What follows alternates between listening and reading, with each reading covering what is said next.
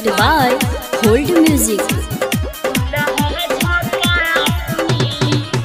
छठी माई के करब गोहरिया हो, हमरा ओरी जे फिर है नजरिया हो।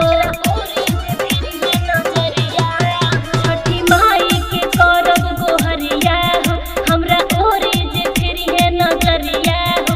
हमरा दिलवा के ऊ तो खास मिली, MA BA पास मिली, दूल्हा झकास मिली।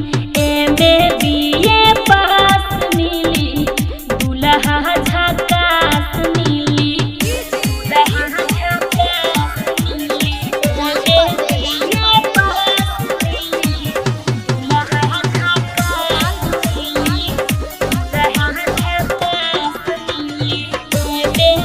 Project by Hold Music।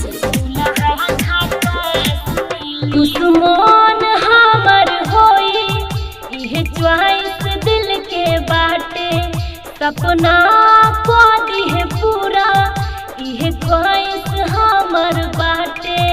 हम कहिले दुनू हाथ जोड़ी हो, छठी माई के रहिया गोरी हो। हमरा जिंदगी के ऊ तो खास मिली, MA BA पास मिली, दूल्हा झकास मिली। MA BA पास मिली, दूल्हा झकास मिली।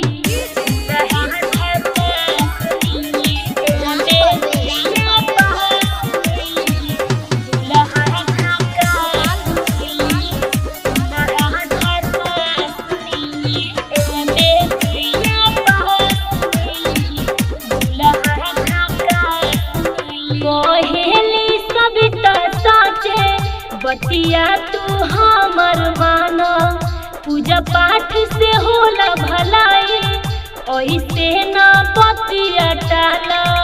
अजय संगम